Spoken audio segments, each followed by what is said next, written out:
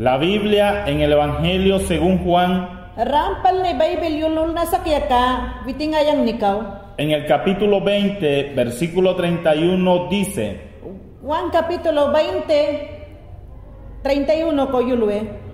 Jesús es el Cristo, Rampal ni ke disa siya ka Kraiski. el Hijo de Dios.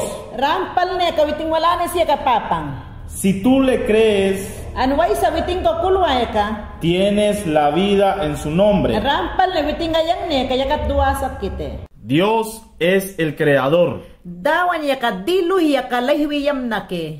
El Hijo de Dios se llama Jesucristo. Rampal ni ke tiwitingwala ni siya ka Jesus Christ ke.